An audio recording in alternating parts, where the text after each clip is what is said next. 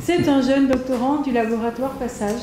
C'est un collègue du laboratoire, Gérard Thomas, qui est doctorant, mais surtout fait une thèse sur un retour réflexif sur sa carrière. Il est urbaniste et il va donc contribuer à la journée par sa réflexion sur la notion d'urbanisme agricole et l'agri-urbanisme, donc des mots-clés qu'il va falloir qu'il nous présente, mais surtout l'intérêt pour nous, géographes, d'entendre un urbaniste, c'est pour avoir un praticien d'espace. Le rapport à l'espace des urbanistes est évidemment beaucoup plus lié au projet, à la volonté de transformer, et on va avoir là quelque chose, j'espère, que vous allez sentir un peu la différence entre la géographie et l'aménagement. En tout cas, c'est le cahier des charges qui lui était demandé, et une étude de cas bien posée dans notre sud-ouest, puisque c'est le bassin de Brive qui va être étudié. Dans la partie des cartes que vous avez présentées, donc on a mis quelques trésors et anciennetés de notre cartothèque, et puis il y avait également des cartes très récentes qui seront dans la thèse qu'il va bientôt soutenir et qui ont été imprimées donc à cet effet avec des mots-clés de l'aménagement, le SCOT et aussi des périmètres administratifs qui vont vous être présentés. Voilà, donc merci Gérard d'être venu dans cette maison qui était très familière et d'être venu parler à la jeunesse qui sera demain enseignante en histoire-géographie, et aux collègues d'histoire-géographie qui ont toujours intérêt à mieux connaître notre sujet. Merci à tous. De rien, c'est toujours intéressant de partager, d'échanger. Donc tu as parlé d'urbanisme, et c'est vrai que quand mes enfants étaient scolarisés, à plusieurs reprises, les enseignants leur ont demandé en quoi ça consistait la profession d'urbaniste. Donc un urbaniste, c'est avant tout un assembleur, un traducteur, un médiateur sur les territoires. Et donc on mobilise une diversité de disciplines dans nos approches, dans l'aménagement de l'espace. Et bien évidemment on mobilise la discipline de la géographie, mais on mobilise la sociologie de l'action publique, la sociologie, l'ethnologie, l'anthropologie. Moi, dans ma thèse, je mobilise la psychosociologie du travail par rapport à l'évolution du monde agricole, notamment.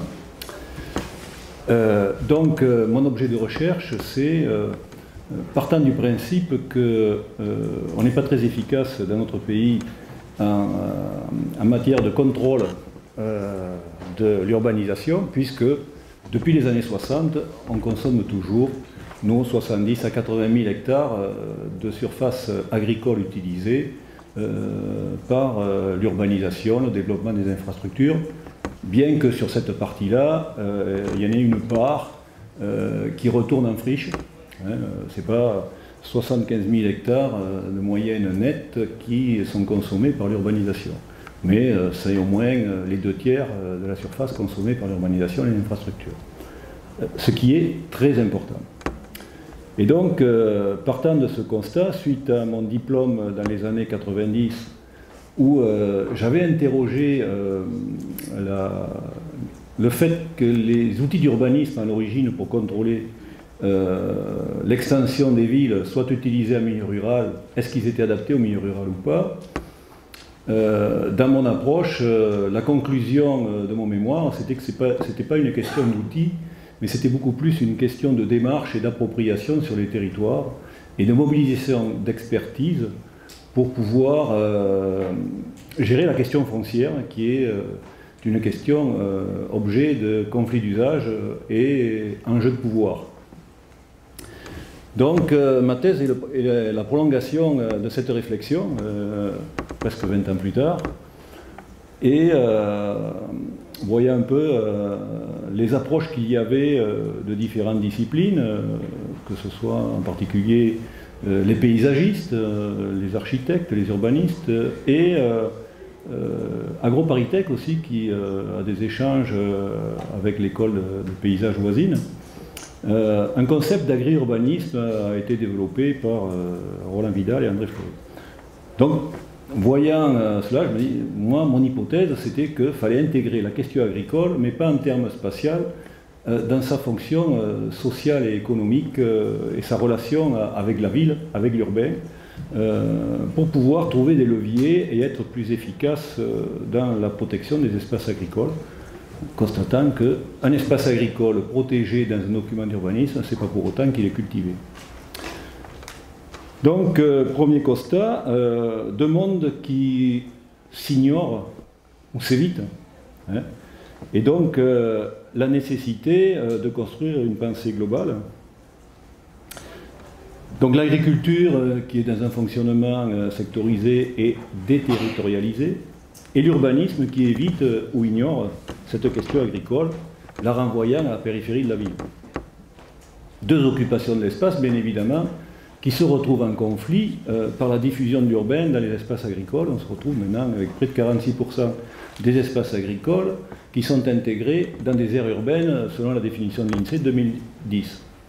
Donc ça veut dire que c'est autant de secteurs sous pression par rapport à l'occupation du sol, mais aussi sous pression par rapport à la mise sous tutelle des urbains de la gestion agricole, par rapport au traitement, aux nuisances sonores, aux épandages, etc.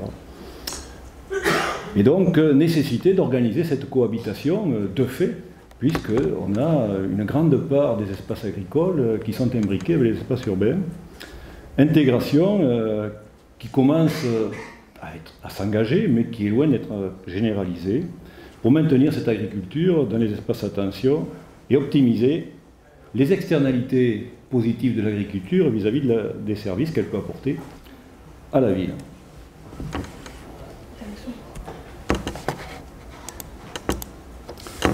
Alors, je parlais de consommation d'espace tout à l'heure. L'ordre de grandeur, il est indiqué ici. Hein, vous voyez qu'on a eu une accélération même depuis le milieu des années 2000. On a eu la crise financière en 2008 qui a un peu impacté, mais ça s'est vraiment accéléré dans cette décennie-là.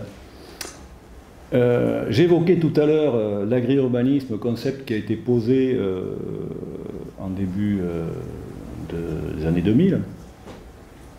Et j'oubliais de dire que par rapport à cette consommation d'espace, effectivement, la pertinence de l'efficacité de la règle se pose. On a renforcé le règlement, en particulier par une approche environnementale, et la question se pose réellement. Donc, ce concept d'agri-urbanisme qui a été posé en région parisienne partait du principe qu'aucune discipline n'abordait cette question-là de cohabitation de l'urbain avec l'agriculture de manière satisfaisante et qu'il y avait nécessité de développer des formations transversales entre l'agronomie, le paysage et l'aménagement. C'est une approche avant tout spatiale, environnementale et paysagère. Le modèle agricole dominant, par exemple, n'est pas interrogé. Et on va le voir plus loin. Selon le modèle agricole, le type d'agriculture qui est développé, ce n'est pas du tout la même relation avec la ville. En ce moment, on entend parler de beaucoup d'agriculture urbaine, circuits courts, etc. C'est une forme d'agriculture qui a rétabli un contact avec la ville, ce qui n'est pas du tout le cas des grandes cultures qui cohabitent pourtant avec la ville. Et on est sur une approche où on recherche un consensus, beaucoup plus qu'une gestion par le compromis qui permet la controverse. Et pour reprendre les travaux de Lascum, Calon et Barthes sur agir dans un monde incertain, le fait d'organiser et même stimuler la controverse, là c'est développé par rapport en particulier à la recherche, mais ça ouvre le champ des possibles et ça permet à chaque acteur de continuer à cheminer et de s'enrichir de ce qu'apportent les autres. Et justement, en tant qu'urbaniste, on se retrouve dans ce contexte-là où on doit faciliter les échanges entre les acteurs, et entre le monde agricole et les urbains, il y a vraiment un problème de compréhension mutuelle. Les urbains voyant une agriculture idéalisée, ne prenant pas en compte les réalités de l'agriculture, et vice-versa, les agriculteurs ne comprenant pas que les urbains veuillent venir leur expliquer comment il faudrait cultiver. Donc, partant, il faut que j'aille la souris, excusez-moi, partant de cela, je pose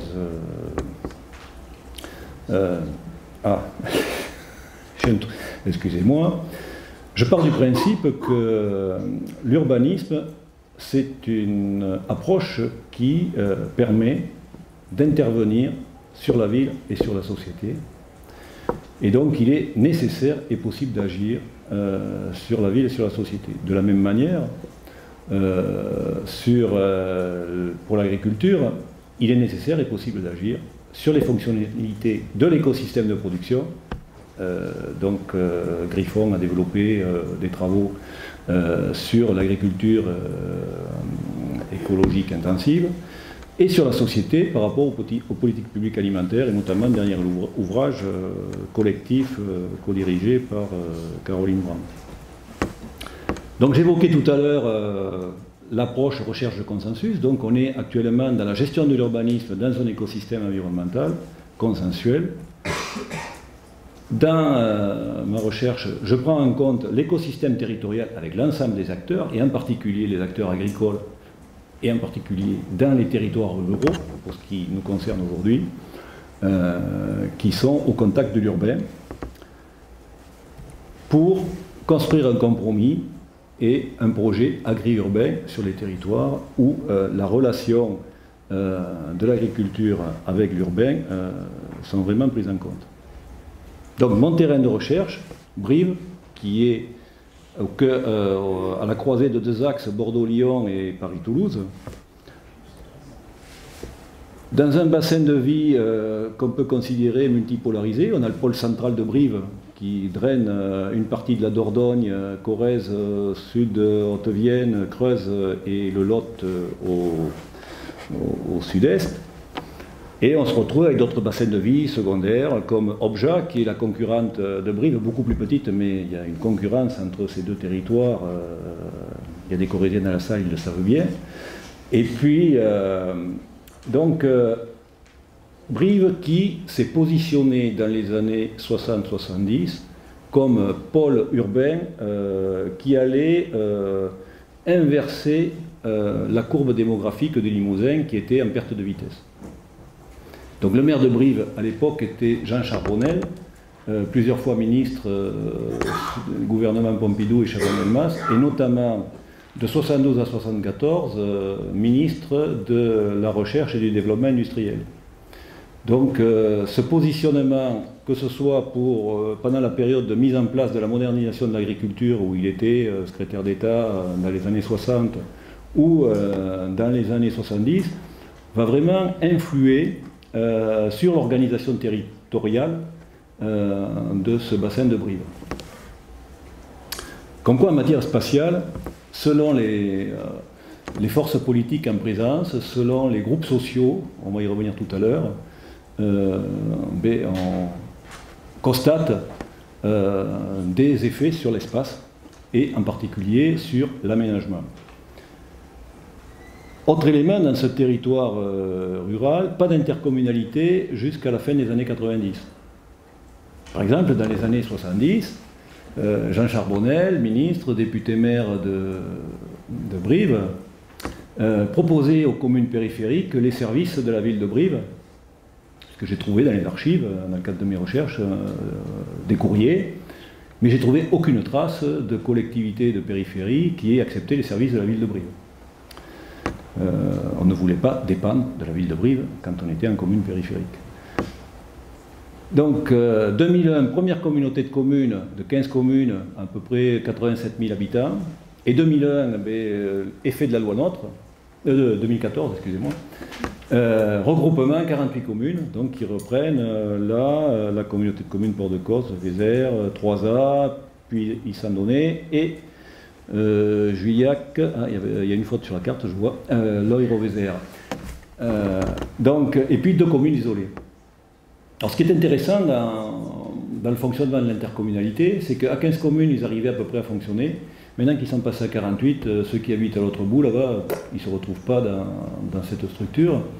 Et en particulier, la petite commune d'Ayen, on en reparlera tout à l'heure, qui est une commune de 800 habitants, mais qui a vraiment travaillé avec les acteurs locaux et qui a été une des premières communes labellisées Agenda 21 dans les années 2000. Tout cela lié à la personnalité de son maire qui a vraiment travaillé à l'échelle de sa commune, mais aussi qui a essayé de travailler avec les communes voisines, mais ça n'a pas été chose forcément facile. Donc ça ne facilite pas le fonctionnement de ce territoire. Ce qui est intéressant de regarder, c'est qu'on est dans un espace agricole, qui était un espace qui fournissait le marché de Rungis en fruits et légumes au début du XXe siècle, par la voie ferrée d'ailleurs.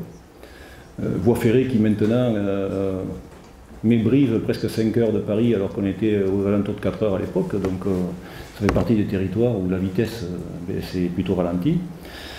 Et donc c'est un territoire où par l'urbanisation que je vais évoquer tout à l'heure, c'est-à-dire l'urbanisme agricole, où on a distribué des droits à bâtir aux propriétaires fonciers qui étaient une majorité d'agriculteurs, parce qu'il y avait besoin d'investir sur la propriété, parce qu'il y avait des enfants qui voulaient bâtir, parce qu'il y avait la retraite qui n'était pas suffisante, etc. etc. Ce morcellement a fait que la culture légumière a vraiment régressé. Et au regard de ce qu'on avait fait ici sur la métropole par l'approche alimentaire, j'ai fait le calcul sur la région de Brive. Sur la région de Brive, quand on fait le calcul de l'autonomie alimentaire, par exemple, on s'aperçoit qu'il n'y a pas une grande autonomie alimentaire. On est excédentaire en viande, parce que l'élevage fonctionne bien. En revanche, culture céréalière et légumière, il n'y a que 3 mois d'autonomie. Sur un territoire qui normalement était censé être excédentaire et qu'il était à l'époque. Donc on voit que même dans un tissu rural où l'autonomie alimentaire devrait presque aller de soi, elle n'existe pas. Donc on a bien un système agricole et alimentaire tel qu'il fonctionne dans un marché mondialisé qui rend les territoires très vulnérables. Et donc quand on parle d'objectifs climat et de trajectoire développement durable, qui est le cœur de notre activité en tant qu'urbaniste, la question se pose sur le fonctionnement alimentaire du territoire et sa relation avec l'agriculture. Donc, comment je construis ma recherche? J'ai commencé par m'intéresser à la question agricole et déconstruire les processus de transformation sur les territoires.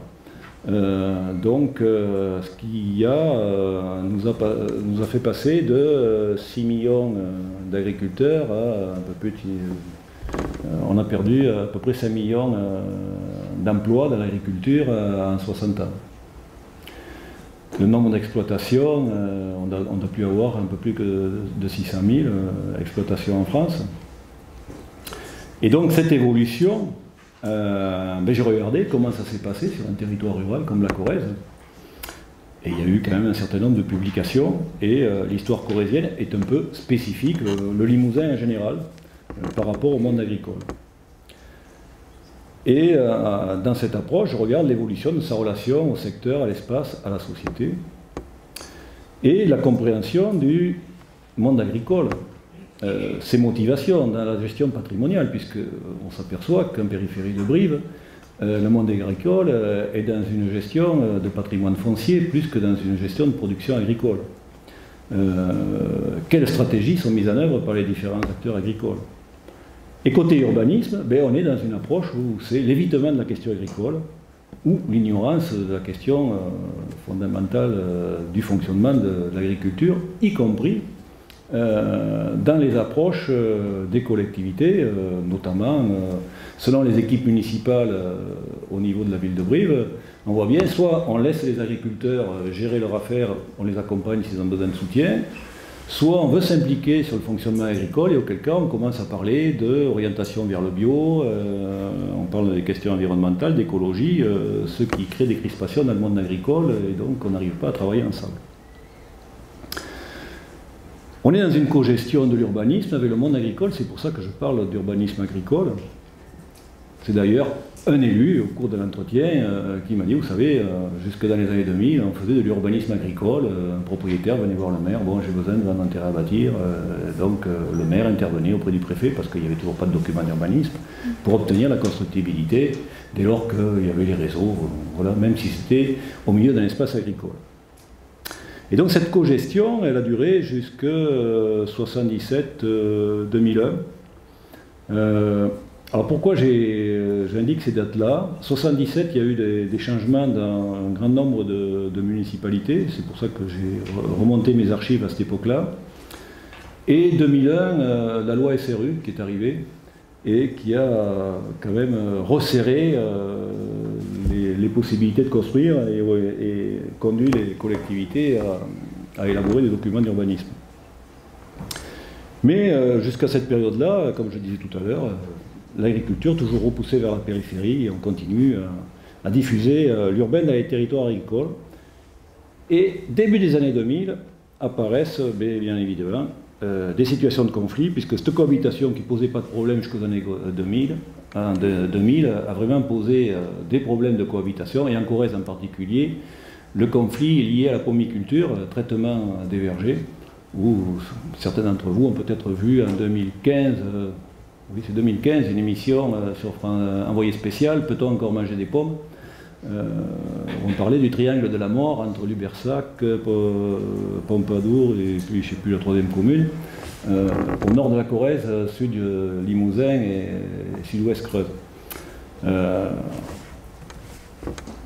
Donc, quand on regarde spatialement, si on reprend le plan d'occupation des sols de la ville de Brive, premier document d'urbanisme en 1981 approuvé, donc ce sont des vieux documents qui ne sont pas d'une super lisibilité, mais vous n'avez que des zones naturelles ou de développement d'urbanisation NA ou de NA, NB. Là vous avez le centre de Brive qui est ici, ce qui veut dire que vous avez tout le sud-ouest de l'agglo qui est constructible, c'est une constructibilité généralisée. Et avec des espaces où on peut construire une maison sur 1 hectare, sur 4000 m², mais on peut construire pratiquement plus partout dès lors qu'il y a la voirie, l'électricité et l'eau, les équipements de base. Donc bien évidemment, c'est une organisation spatiale posée par un document d'urbanisme qui ne peut que déstructurer un espace, qui plus est, sur le plan topographique, n'est pas des plus simples, on n'allait pas mettre les maisons dans les pentes les plus abruptes, en plus. Donc les maisons allaient prendre les meilleures terres agricoles. Il a fallu attendre le PLU de 2011 pour avoir une réintroduction de 634 hectares de zones agricoles protégées au PLU. Donc on a passé 30 ans sans aucune protection.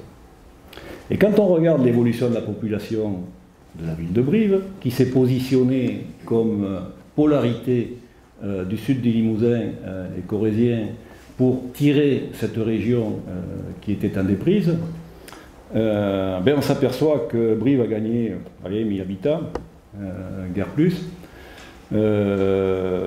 entre 2000 habitants, je pense, entre les années 60, où il y avait 45 000 habitants, vous voyez, maintenant on est à 47 000. Ouais.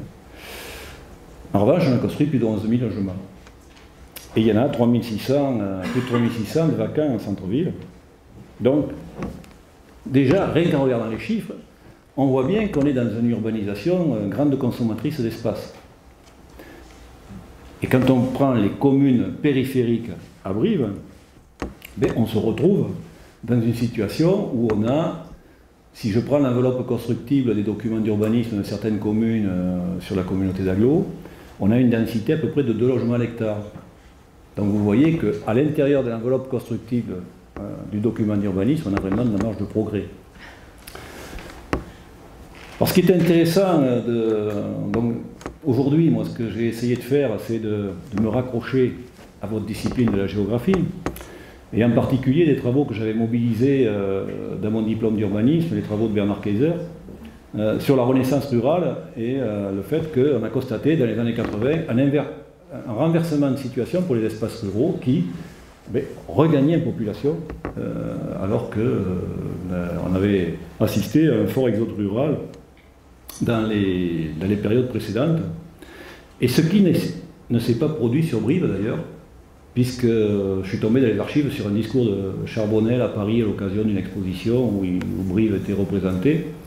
Et il parlait il évoquait le fait que sur Brive, d'avoir misé sur le développement de l'industrie, et en particulier de l'agro-industrie pour la transformation des produits agricoles, Brive avait contribué à éviter l'émigration de la population sud-corésienne, vers souvent la capitale, mais aussi ici Bordeaux ou Toulouse, les agglomérations proches.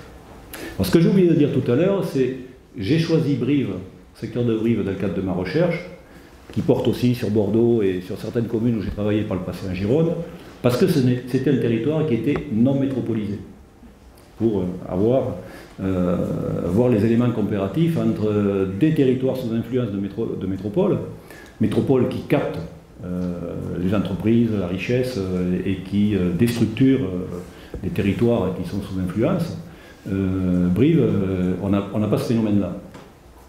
Ce qui explique sans doute, moi des travaux que j'avais regardés les années 90, que des régions, quand on prend une ville comme Saint-Thierry-Ex en Haute-Vienne, ou qu'on va dans le Lot, une ville comme Saint-Céré, c'est des petites villes qui bénéficient justement du fait de ne pas être polarisées avec une agglomération à côté, de ne pas être sur des grands axes de transport, et donc il y a une vie locale au niveau commercial, artisanat, qui est beaucoup plus dense que dans d'autres territoires.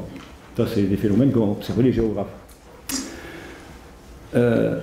Ce qui est intéressant de regarder dans les travaux de Bernard Kaiser, et que j'ai constaté quand j'ai fait mon mémoire d'urbaniste et maintenant dans le cadre de ma thèse, c'est que on ne peut pas avoir une approche de la ruralité par simple description des espaces ruraux, par opposition à l'urbain. Il n'y a pas un caractère dominant d'espace rural, on est vraiment dans des rapports de la société à l'espace, dans une multiplicité de situations locales et des groupes sociaux locaux qui s'inscrivent vraiment dans le territoire. Et cette diversité, elle est dotée de stratégies, elle se fixe d'objectifs, elle est en interaction avec son environnement et puis des fois avec des systèmes englobants aussi. On n'est pas dans des systèmes fermés. Et j'y reviendrai tout à l'heure avec les travaux de Pierre Campagne et Bernard Kaiser sur l'activation de la ressource territoriale, où on retrouve ces traits sur le développement de l'autonomie sur les territoires pour mobiliser la ressource territoriale. Mais l'espace, les géographes le savent, c'est un enjeu de pouvoir. Et le groupe social dominant dans ces territoires où je parlais d'urbanisme agricole, c'est le groupe des petits propriétaires fonciers. Et ce groupe des petits propriétaires fonciers, c'est eux qui font et défendent les équipes municipales. Donc une équipe municipale qui veut se maintenir, il faut qu'elle compose avec le groupe des propriétaires fonciers. Moi je me souviens très bien, quand je travaillais au ministère de l'Équipement, par le passé, on était donc souvent maître d'œuvre ou conducteur d'opération pour les élaborations de documents d'urbanisme. Quand on arrivait dans des communes qui faisaient 15 000 hectares, qu'on parlait de gestion économe de l'espace, ils nous riaient au nez. On dit attendez, nous on a 15 000 hectares, vous pouvez ranger votre livre Code de l'urbanisme, c'est pas ces problèmes-là qu'on a à gérer.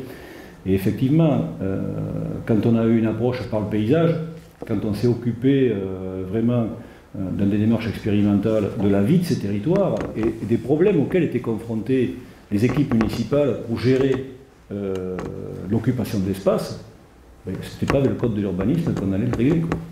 C'était vraiment le code de l'urbanisme, c'était aborder le projet, il fallait rester dans les objectifs de la loi, mais il fallait construire un projet territorial où les habitants se reconnaissent. Projet qui allait se traduire inévitablement par un compromis, puisqu'il fallait bien poser une limite au final dans le document d'urbanisme, et donc il allait y avoir des parcelles qui allaient être exclues de la zone constructive. Et donc cet usage du territoire est objet de négociations entre les différents groupes sociaux locaux, et ce sont les équipes municipales qui arrivent le plus facilement à fédérer ou à être reconnues comme légitimes pour porter les intérêts de la population, mais qui parviennent à franchir des étapes pour avoir un aménagement plus cohérent du territoire. Un autre aspect qu'il faut bien regarder dans les territoires héros, et là je vous ai mis la référence d'Hervieux et Purseigle qui ont fait une recension de toutes les publications qui s'intéressent à la sociologie rurale et à ce qui s'est passé dans les espaces ruraux. L'agriculteur, c'est quand même une population qui était majoritaire dans ces espaces jusque dans les années 60-70 et qui maintenant est vraiment très minoritaire, et en particulier dans certains territoires ruraux. Et donc ça change complètement le rapport à l'espace, ça change complètement les relations dans les territoires. Donc qu'est-ce qui s'est passé sur le territoire sud-corésien dans le bassin de Brive? Il y a eu de fortes politiques pour structurer le pôle agro-industriel pour le débouché pour l'agriculture, particulièrement sur le secteur de Brive, mais au niveau national ça a été le cas. Et donc les travaux de Gentil, en particulier Mounier et Mollard, qui sont sur l'université de Grenoble, qui ont pas mal publié sur ce phénomène-là, on voit bien que ce processus qui a été mis en place pour assurer les débouchés à une agriculture productiviste qu'on avait lancée à partir des années 50, avec la modernisation de l'agriculture, par la relation, le gouvernement avec les syndicats majoritaires, les jeunes agriculteurs, puis après la FNSEA. Donc cette productivité s'est traduite par un excédent sur le marché, et donc il fallait assurer le débouché. Donc on a misé sur l'industrie agroalimentaire pour développer le débouché pour les agriculteurs. Sauf que la machine s'est emballée, et quand on s'est retrouvé après les années 70 avec une agriculture complètement intégrée avec l'Europe dans le marché européen puis mondial, et donc les agriculteurs mis en concurrence, en particulier les agriculteurs comme ceux du territoire corésien sur de petites exploitations, et avec les difficultés qu'on connaît dans le monde agricole. Le territoire corésien a été un territoire qui a vraiment résisté dans le cadre de la modernisation. On n'a pas eu les regroupements d'exploitations qu'on a eu par ailleurs.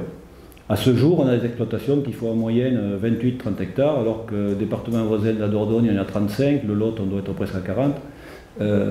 Lié sans doute au phénomène de double emploi, vu que le bassin de Brive est un bassin d'emploi assez conséquent, pour les raisons que j'évoquais tout à l'heure. Donc le maintien d'une agriculture souvent aux conditions précaires a pu se faire dans ces conditions-là, sauf que ça s'est traduit comment? Par un morcellement du foncier, bien évidemment. Et donc, compte tenu que la modernisation ne s'est pas passée comme ailleurs, qu'on a même plutôt fait un accompagnement social pour maintenir des petites exploitations en Corrèze, mais ça s'est traduit derrière par aussi les élus, dans le cadre de la gestion de l'urbanisme. C'était compliqué de se désolidariser de ce phénomène d'accompagnement social quand les agriculteurs venaient demander les terrains à bâtir. Donc à Brive, on a consommé beaucoup plus de terrain. Qui plus est, la Corrèze s'est distinguée par des hommes politiques que tout le monde connaît.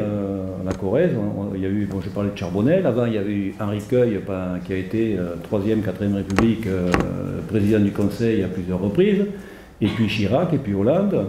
Et dans les archives, je peux vous dire que j'ai trouvé nombre de courriers qui sollicitaient l'intervention de ces politiques pour obtenir de la constructivité, ou ces politiques écrivaient au maire parce qu'ils avaient été sollicités pour telle ou telle personne.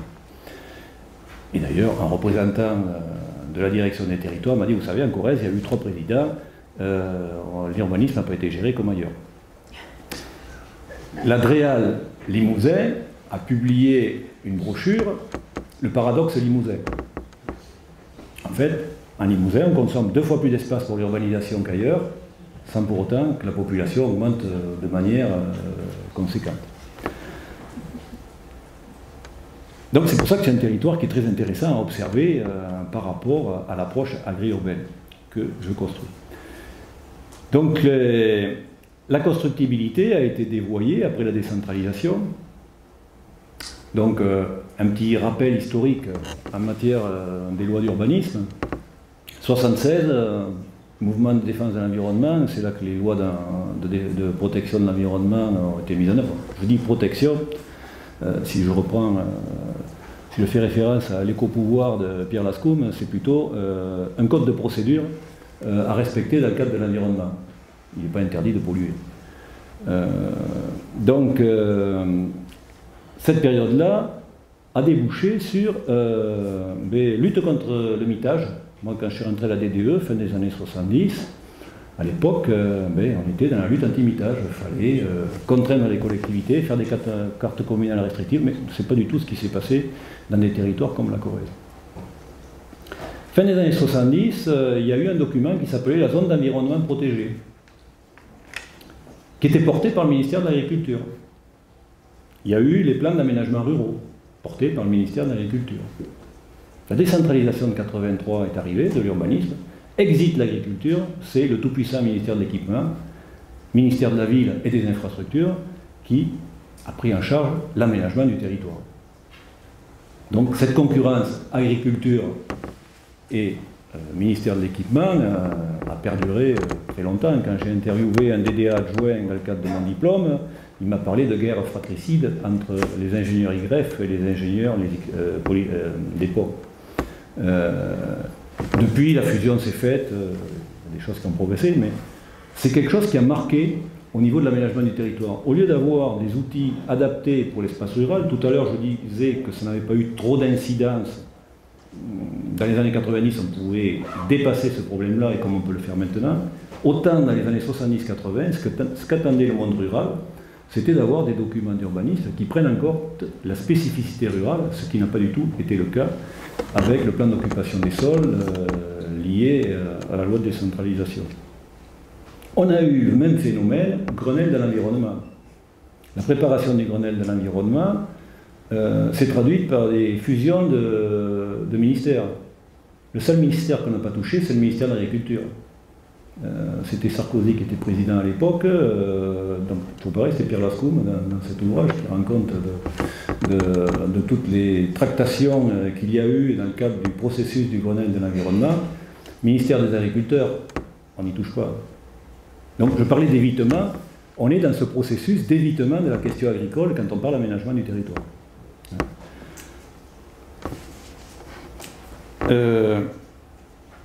Donc on est dans ce processus de cogestion entre les représentants majoritaires des agriculteurs, qui plus est sont surreprésentés dans les chambres d'agriculture au regard des répartitions des sièges au sein du conseil d'administration des chambres d'agriculture. Alors en Gironde, je n'ai pas refait le calcul. Je l'ai fait sur Rennes parce que j'ai étudié le phénomène sur la relation agriculture et ville à Rennes, où ils ont travaillé sur ces questions-là depuis les années 80. Et en fait, le premier syndicat agricole avait 40% des suffrages à 80% des sièges. Si on compte qu'il y a presque 50% d'abstention, on voit la représentativité du syndicat majoritaire auprès de la profession agricole. Quand moi j'ai interviewé les agriculteurs, il y a des agriculteurs qui m'ont parlé qu'ils avaient des représentants hors sol. Donc on voit bien qu'il y a un décalage au niveau de la représentation entre les organisations professionnelles qui représentent le monde agricole dans les négociations sur l'occupation de l'espace, puisque c'est à ce niveau-là que ça se passe, que ce soit dans les schémas de cohérence territoriale, que ce soit dans les documents d'urbanisme communaux ou intercommunaux. Et on le voit bien ici sur la métropole aussi, et je l'ai vu en Corrèze, où on a eu un gros décalage entre l'approche de la question agricole par les collectivités qui travaillaient avec la Chambre d'agriculture, la SAFER, et plus particulièrement la Chambre d'agriculture, et le décalage que j'ai vu quand j'ai rencontré les agriculteurs dans le cadre de mes enquêtes. On était avec une profession qui défend le modèle dominant, qui ne se remet pas en cause et qui, en face, on a une collectivité qui soit laisse la question agricole aux représentants de la profession, soit quand elle prend la main, ou qu'elle veut prendre la main, elle les amène sur un terrain où ils ne veulent pas aller. Donc, bien évidemment, comme c'est eux qui détiennent les données au niveau des chambres d'agriculture, c'est compliqué d'avancer sur la question agricole. Et donc, il y a des études qui sont réalisées, mais les élus n'obtiennent pas les résultats de ce qu'ils veulent. Donc, on voit qu'il y a vraiment un enjeu. Quand je parlais tout à l'heure de compromis, quand je parlais de nécessité de traduction, de conciliation, d'organiser la controverse, on est vraiment au cœur du sujet sur la question agricole par rapport à l'aménagement de l'espace. Il est essentiel que l'on prenne en compte dans l'aménagement de l'espace les problèmes des agriculteurs tels qu'ils se posent, tels qu'ils les vivent, ce n'est pas forcément tels qu'ils sont portés par leurs représentants. Et donc, il faut qu'on décode tout cela sur les territoires et qu'on mette en relation les habitants avec le monde agricole. Et c'est ce qu'on fait actuellement avec la gouvernance alimentaire qui se met en place. Donc, la dispersion de l'urbanisme sur les espaces agricoles, elle est liée à cette déstabilisation de l'agriculture par le marché. Agriculture qui est passée sous l'influence de l'agrobusiness. Si vous avez entendu parler de l'agriculture de conservation, que ce soit les travaux de Catherine Laurent, économiste par l'approche régulationniste et institutionnaliste, montre comment le monde agricole est passé sous l'emprise, soit en amont par rapport à tous les produits phytosanitaires, soit en aval par rapport à l'agro-industrie, des travaux d'Ève Fouilleux sur l'organisation des tables rondes pour construire des standards volontaires, ce qui fait qu'on construit des standards volontaires pour un produit agricole type, qui peut être produit n'importe où sur la planète, puisque c'est des tables rondes internationales où il participe qui y veut et qui fonctionnent par le consensus, sauf que ça ne correspond pas à la réalité locale liée à la géographie, au climat, au terroir, etc., etc. Donc, quand on regarde ce qui s'est passé sur ce territoire dans ce contexte d'agriculture déstabilisée, de petites exploitations, j'ai pris la commune de Saint-Viance, c'est déjà un territoire où à l'origine, quand on regarde 1962, on a une urbanisation dispersée, puisqu'on est dans une région sud-ouest, type bocage, où les hameaux, les fermes isolées, c'est les caractéristiques de ces paysages-là. Donc on a continué à construire à proximité, et puis on éparpille un peu plus, et puis on voit qu'on a éparpillé pas mal de constructions. Si on fait la relation avec le fonctionnement de l'agriculture, si on regarde les déclarations à la PAC, on s'aperçoit comme par hasard que les surfaces agricoles non déclarées à la PAC sont situées à proximité des zones urbaines. Ce qui veut dire que l'agriculteur n'engage pas, le propriétaire foncier donne souvent des baux précaires aux agriculteurs, ou l'agriculteur propriétaire qui cultive ses terres ne les engage pas à la PAC parce que ça n'engage pour 5 ans. Ce qui veut dire que derrière, on est en attente d'une urbanisation. Donc il y a ces phénomènes-là qui se passent. Donc j'ai travaillé à la direction régionale de l'agriculture et ces phénomènes-là, ils l'avaient repéré.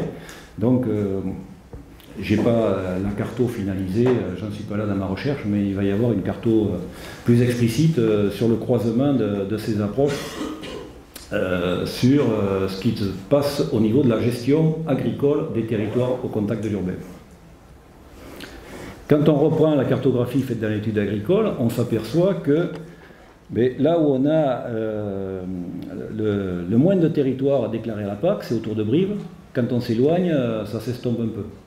Donc, dès qu'on a une forte pression urbaine, c'est là où, au contact de l'urbain, il y a moins de déclarations à la PAC.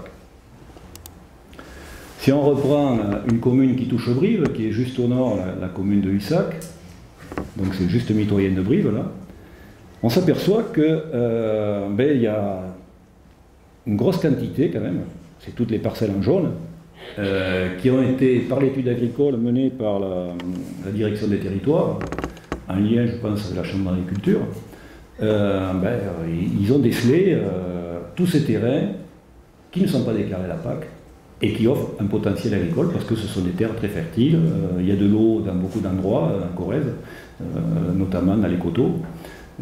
C'est des terres bien exposées pour une bonne part, et donc ils pourraient faire de superbes terres maraîchères, entre autres.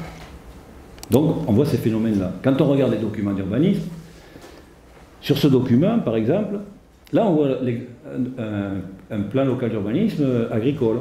C'est-à-dire qu'on a posé au milieu là une petite zone à urbaniser, on ne sait pas pourquoi. Et juste avant les élections de 2008, le maire a délivré un permis de construire dans cette zone qui n'est pas prévu pour de construction individuelle. Bien évidemment, le permis a fait l'objet d'un recours au tribunal administratif, c'est allé jusqu'à la cour administrative d'appel. Le permis a été annulé et par légalité externe, le PLU a été aussi annulé. Changement de municipalité en 2008, la nouvelle municipalité, voilà la question agricole comme elle est abordée avec le logo sur le diaporama du projet d'aménagement durable de l'agriculture biologique. Donc là, ils ont remporté l'adhésion des agriculteurs. Résultat des courses, la municipalité a rechangé à nouveau en 2014. Le PLU qui a été engagé là, il n'est toujours pas approuvé. On est retombé sur le coup du règlement national d'urbanisme au coup par coup.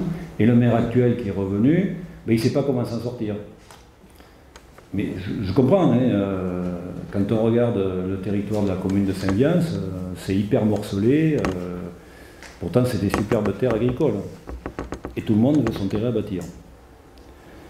Autre exemple, sur Alassac, conflit de la pomiculture. Quand vous regardez l'historique de la construction, vous voyez, vous avez 3 constructions dans cette zone. Et dans cette zone, eh bien, en 86, on a fait une carte communale qui a pris tout ce périmètre. Donc ça veut dire qu'on a fait le zonage alors qu'il n'y avait que 3 constructions. Le problème, c'est que là, verger de pommier, verger de pommier, verger de pommier, tout le tour. Donc bien évidemment, pas étonnant que ce soit à Alassac que l'association de riverains se soit montée par rapport au problème des pesticides.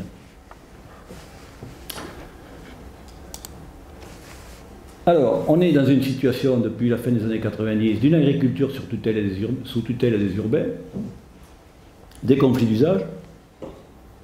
Et donc, on n'a pas le choix que d'organiser cette cohabitation, me semble-t-il, parce qu'il y a une incompréhension mutuelle entre les acteurs.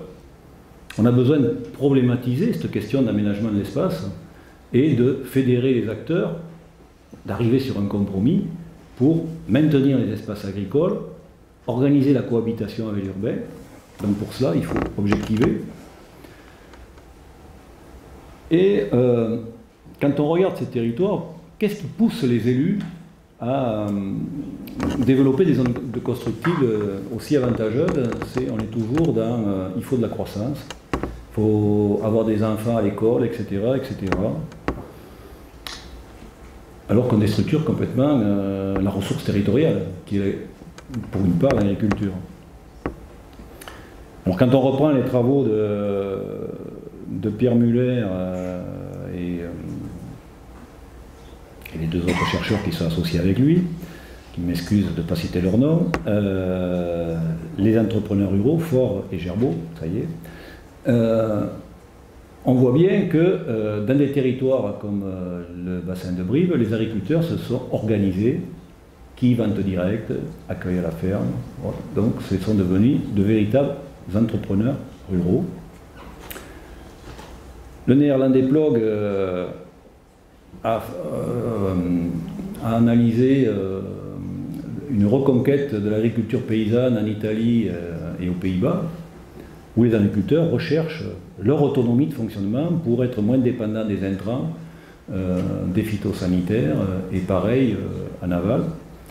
Et dans mon enquête sur le bassin de Brive, je les ai catégorisés, les agriculteurs, dans agriculture paysanne, mais ils sont aussi entrepreneurs ruraux.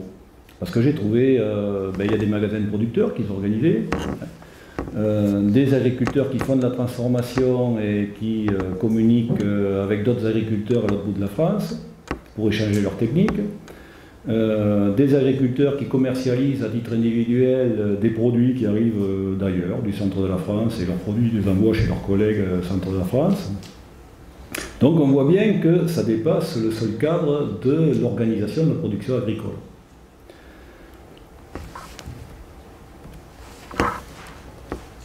Donc je terminerai sur ces 2 angles d'approche qui ont été développés par Campagne et Pecker, qui ont piloté un programme de recherche sur 3-4 ans, je crois, je ne sais même pas si c'est pas plus, autour de la Méditerranée.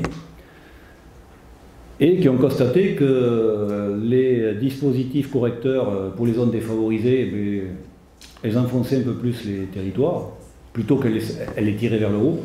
En revanche, les territoires qui s'organisaient entre acteurs publics, privés et associatifs pour activer la ressource territoriale, ces territoires progressaient et tiraient leur épingle du jeu. Bon, en France, on peut trouver le piment d'Espelette, l'huile d'oignon, par exemple, pour citer que ces deux. Mais dans les pays du Maghreb, on trouvera autour des figues séchées, pareil, enfin, plein de produits de terroirs qui se sont développés et qui ont permis à ces territoires qui étaient en déprise de se relancer et de conserver la richesse sur le territoire. Donc ça, c'est une approche qui est intéressante pour maintenir l'activité agricole sur ces territoires en tension ou en abandon dans certains espaces ruraux. Parce que quand vous questionnez un certain nombre d'acteurs sur les territoires, vous en avez une part qui vous dit mais non, nos territoires, c'est des petites exploitations, l'agriculture c'est fini, elle n'a plus d'avenir, etc., etc. Sauf qu'il y a une richesse au niveau de la nature du sol, au niveau du climat, au niveau de l'écosystème, etc., des produits qui sont cultivés et qui font qu'on les trouve là, on ne les trouve pas ailleurs. À titre d'exemple, si vous prenez un producteur de blé en Aveyron, il va produire 30 quintaux l'hectare. Si vous le mettez en concurrence avec un producteur de la Beauce, lui il en produit 60. Donc bien évidemment, celui de l'Aveyron il est mort là, dans ces conditions-là. En revanche, s'il produit un blé plutôt une variété ancienne qui présente des avantages, moins de gluten, parce que les variétés productives transformées, on voit toutes les conséquences qu'il y a sur la santé publique. Il tirera son épingle du jeu. Si en plus il est dans un mode de culture où il ne produit pas que du blé, il aura des chances de s'en sortir, alors que si on le met en concurrence, c'est foutu pour lui, quoi. Donc voilà. Ce sont sur le territoire, j'ai observé un certain nombre d'agriculteurs qui fonctionnent comme cela, et ça donne des leviers pour l'aménagement du territoire. Et il y a des communes, je parlais d'Ayen tout à l'heure, qui a travaillé justement sur la ressource territoriale. Et donc autour de la noix corne de Corrèze, qui est une variété de noix qu'on ne trouve pas ailleurs. Il y a des producteurs qui vendent leurs noix maintenant par internet d'ailleurs. Donc ils ont associé les agriculteurs à l'aménagement communal. Et après, ça s'est traduit par l'agenda 21 local, où ils ont travaillé avec l'ensemble des habitats. Une association qui s'est mise en place pour assurer la pérennité de cette démarche de projet. Et quand on regarde l'occupation de l'espace, ils n'ont pas dispersé l'habitat. Contrairement à la commune juste voisine, qui est exactement la même condition, où ils ont mis de l'habitat un peu partout. Mais ils n'ont pas eu d'approche agricole. Donc on voit bien que chaque fois qu'on a une approche agricole intégrée à l'aménagement, on obtient des résultats. Autre exemple, sur lequel je m'appuie, c'est les territorialistes italiens,